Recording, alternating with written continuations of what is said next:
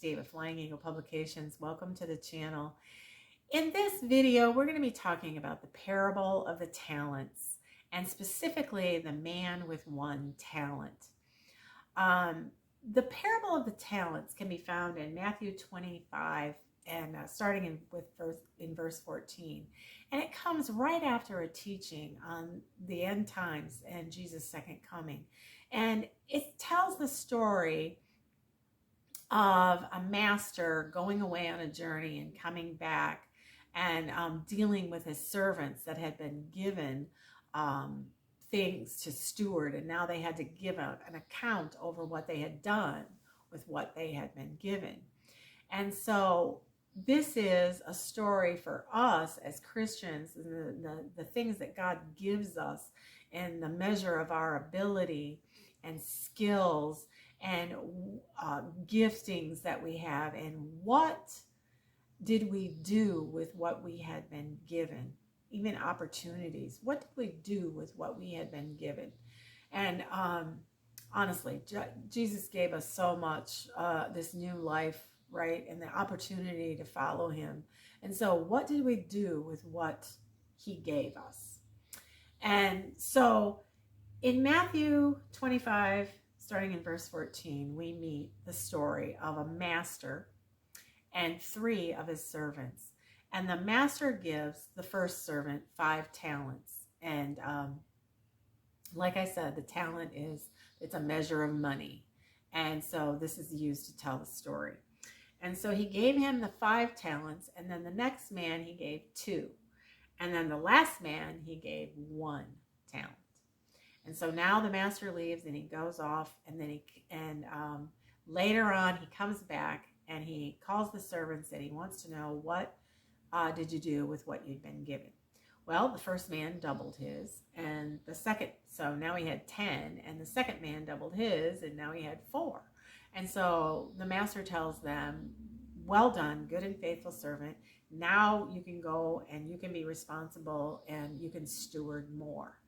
And which was a privilege and an honor because they had been found faithful and responsible. Then comes the man with the 1 talent, and he says, well, I knew you were a hard man, and so I feared you, and I went out and I buried my talent. And so I dug it up, here it is, you get it back. And then the master's reaction is pretty harsh. He calls him a wicked servant and he throws him off. He actually ends up getting killed. And so some Christians read this and they think, wow, Scott, that seems unfair. He got the talent back, he didn't lose it.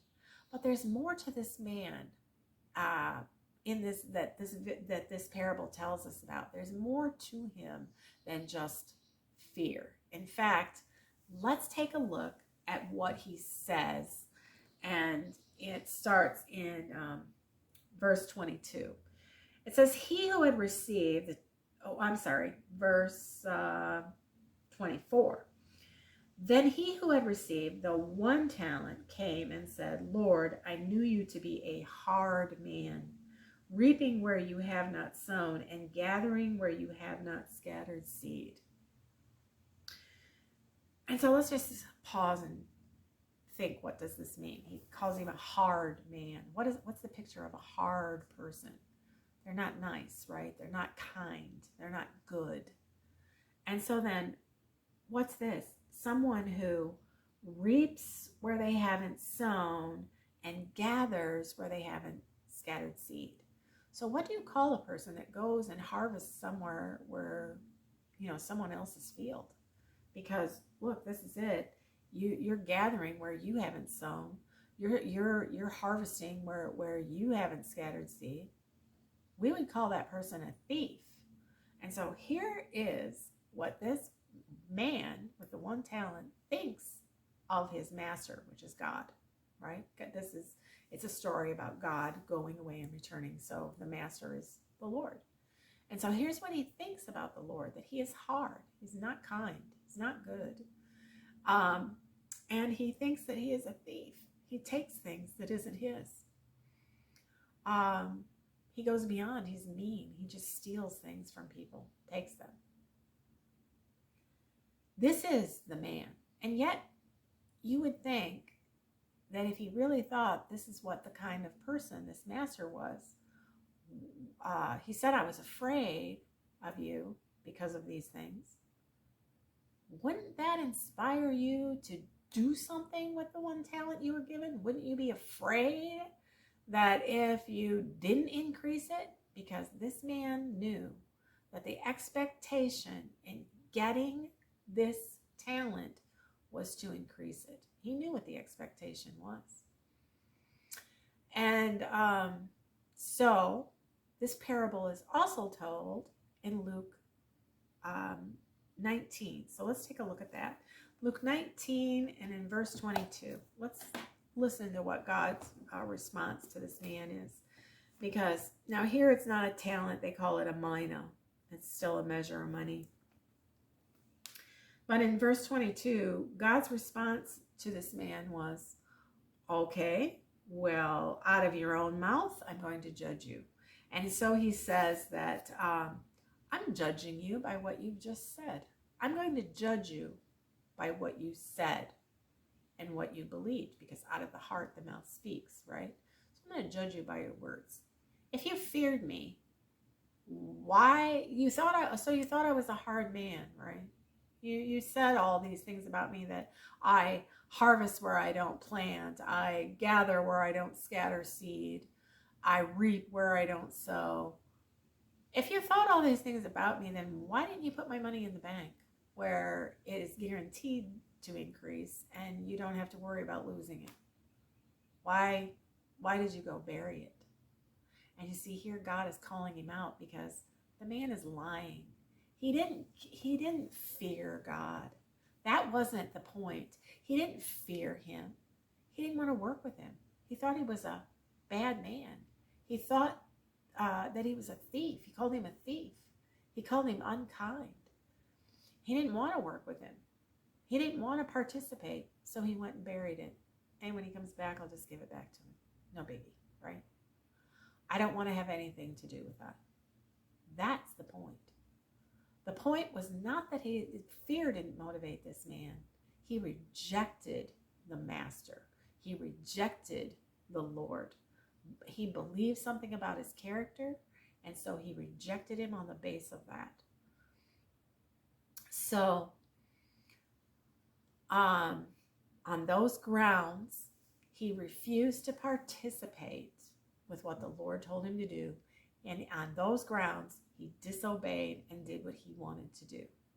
And now God is calling him to account for it.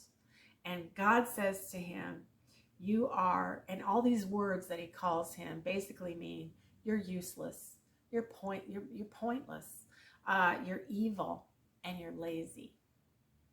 And so then God says in Luke 19, he says, bring those enemies of mine here who did not want me to reign over them. And so here we have this man, and that is the reason that he is cast where all the unbelievers are. That it says here, he says, bring those enemies of mine who did not want me to reign over them and slay them before me. That's pretty harsh. Pretty harsh. But did God send that man to his death, really? Or was it his decision? What happened to the other two men? They participated. God set these standards up a long time ago. That here's what you get if you follow me. Here's what you get if you don't follow me. This is it. If you don't want my help and you don't want me, then this is what's left to you. This is what you get. If you want to follow me, then this is what happens. And so this man, knowing the expectation, knowing what may happen, went and disobeyed anyway and got what he got. And so he sent himself to this place. He himself was the cause of what happened to him. And so God is not being fair. He's just following through with what he said a long time ago. These were the standards that he set up. And so I hope that in this that I've cleared up that part about God not being fair, because he was fair. It was the man's actions that caused the reaction. It wasn't, God did not make the man do that. The man rejected the master on his own.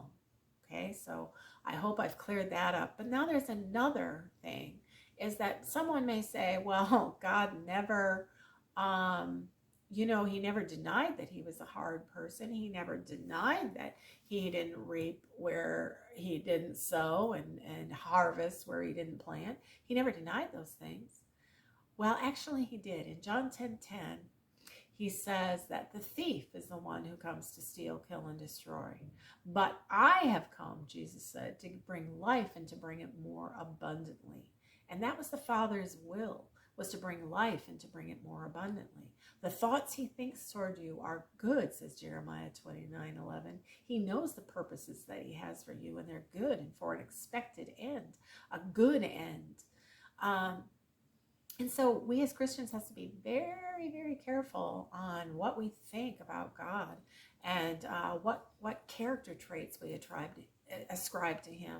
Are we giving him attributes that belong to the devil, or are we calling him good? Because faith, right? That when you come to God, you have to believe that he is what? A rewarder of them that diligently seek him. He's a rewarder. And so to come to God, that's the attitude, how you come to God. And so I hope I've cleared that up for you today.